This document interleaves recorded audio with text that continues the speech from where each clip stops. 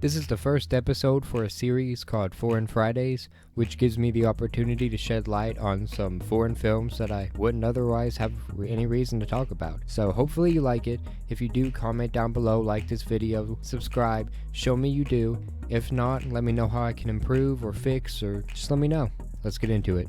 Today I want to talk about The Innocents. It is a movie that came out last year. It is a Norwegian film, and its main actors and main roles are given to children, and I think the child actors in this movie do a really good job. Like, normally anymore, whenever I see a child actor on screen, they're either one of two ways. They're either really upbeat, really excitable, really loud, really annoying, or they're really whiny, really the whole entire time, which is also, pretty annoying. And that is basically the entirety of their character. They're not given anything complex, nothing really to work with, and I know there are a lot of good young actors and actresses that could pull that off, and I think this movie right here sheds a lot of light on them. It gives some children, some younger actors, a chance to really branch out and do something with some complexity, because the plot of this film, for the most part, centers around 4 kids. And these kids all have different home lives, all have different backgrounds, all have different things that they enjoy and things that they want to do, and they're all affected by other people differently. All that being said, it doesn't really feel like they do as much with their characters as they probably should have. Like, there's one character in this movie that starts out being someone you can, root for a little bit, and then they become a little bit despicable, and they try to sprinkle in some moments to make you sympathize with them, but they don't go at it as much as they should. So in the end, it still feels black and white, like this is some kind of supervillain origin story, like they're just downright evil, when at the beginning their character didn't seem that way. So it feels like, it feels like a missed opportunity there where they could explore something more than just good and something more than just evil as 2 separate entities and just focus on a gray area, and they didn't do it. And that's not a rag on the actors themselves, because the actors in the movie, they do really well, especially for their age, with what they have. They sell every performance that they're in, but at the same time, instead of making each one of them as complex as they should, they end up boiling down to certain tropes, certain categories that you can categorize their characters in. Like, there's one that's just really innocent, and there's one that ends up just being really evil, and it feels like it's missed potential to me, especially with the fact that the movie is so long, but it feels like the parents aren't explored. It feels like neighbors aren't explored. It feels like the main characters themselves don't have as much character development as I feel like they should, as the time allotted. Because when a movie is this long, and it still feels like there's a lot of things that they didn't touch on, a lot of scenes that you forget because they feel so pointless. Because there's 3 different scenes that are shown multiple times of one character doing something, one character having a lid twirl, one character scribbling on something over and over and over again. And when you first see it, it does build tension. It does make you think, what's going on in this character's mind. It does show an improvement and a development when it comes to some certain attribute of the movie, something that the characters can do. It does show that is developing, but at the same time, it happens so often and it happens for so long that is a big chunk of the runtime that is used for the same thing we've already seen over and over and over again. So when we first get introduced to one of the mothers in the movie, she is crying and covering her face with one of the cabinet doors so her daughter can't tell. Okay, I get that. But we never really explore why. It gives out reasons on why it could be. Like, her husband, we don't know where he's at. I don't know if he died. I don't know if he left them. We have no idea. We don't really explore that.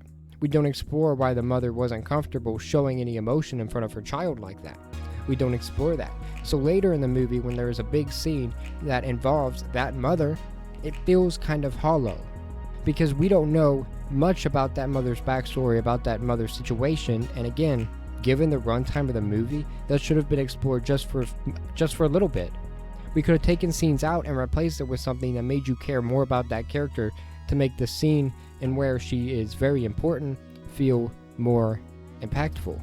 And that is a growing problem within this movie, because they just keep throwing characters at the wall, and then none of them stick because they don't have enough time to develop and enough time for us to learn to care about them. Even the main protagonist, the main girl's parents, they seem like caricatures. They don't seem real.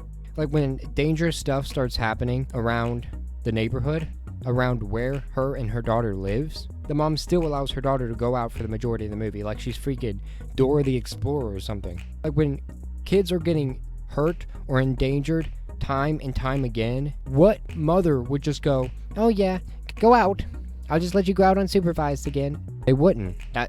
That's stupid. Like, she is presented to be a very loving and a very caring mother with a lot on her plate and kids that it's hard for her to understand because it's not what she envisioned when she envisioned kids, is what I got from it anyway. But she still loves them anyway. And yet, she just seems neglectful in the same exact movie. It's the same character, and she goes from seeming like somebody that cares more about her kids than anything in the world to somebody that would neglect their kids constantly.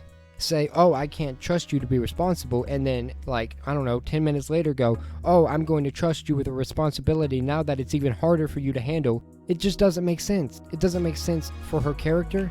It wouldn't make sense in general. Unless her character was made to be a neglectful parent, making them neglectful doesn't make sense.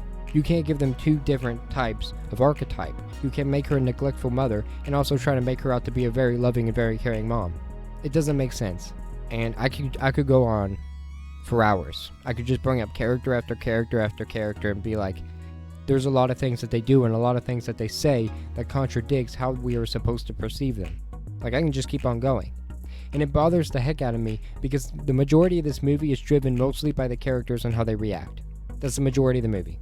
It is a very, very, very slow burn movie. There's stuff that happens in between. There are scenes that are like, wow, that's gruesome, wow, that's horrible, wow, that's deplorable. But for the majority of the movie, it is about the reactions and the interactions between the characters and the situations involving them. Thankfully, though, the main plot is unique.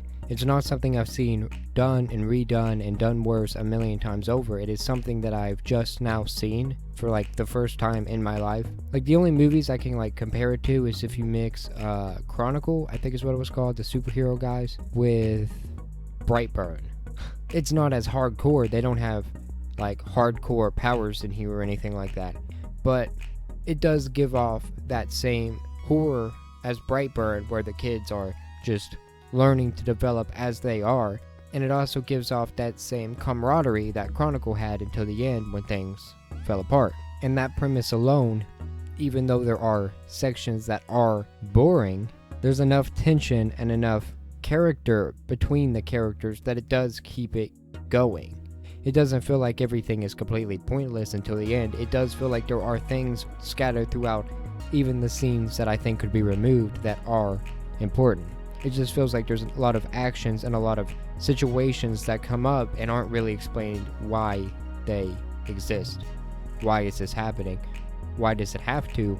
What drove the characters to do this? A lot of that is locked behind some kind of mystery, and that might be for the horror aspect. That might be to build tension, to keep your mind wondering. But at the same time, when you leave the substance of your characters behind a what if, and don't really develop them past that point, it's hard to care about them. It's hard for me to care about characters that seem kind of blank for the majority of the film. Now, one of the kids on this movie does have autism, but they don't have powers because they have autism. They have autism and they have the powers. They are two separate things, and they don't really correlate. And I think that that is a good thing to see in a movie, because I'm used to movies like that awful Predator movie. What is it called? The Predators or something like that? I don't know. They're all called about the same thing. Where the kid has autism, so it automatically makes him some kind of superhero. He's automatically smarter, he's automatically better, he's automatically able to do all these things that normal people couldn't do just because he has autism, and that is not what autism is. When you're autistic, you're still a normal person. I have autism, and I'm still just a normal person. I have issues with some social things. I have issues with some situations and some parts of my life that are hard for me to understand how other people feel about things. Like, there are some things that aren't easy, but it doesn't make me 10 times better than everybody else. Just because I'm autistic doesn't mean I can pick up a freaking predator mask and go on a rampage. It just doesn't work that way. So making one of the characters on here autistic and also giving them powers, but not making their powers be reliant on the autism itself, keeps the trend of them still being just like everyone else that has those powers, still being able to be considered normal in the group of superpowered kids.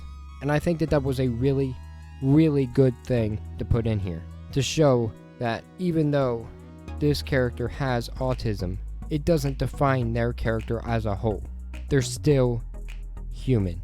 And I can give this movie many props for that, because I'm tired of all of the movie autism and how it is represented constantly to either be something awful, something that makes kids and people seem less than everybody else, or something that makes them somehow more than everybody else. Like, it's something to feel empowered by, to know you can put on an alien helmet, but it's not. That's not empowering.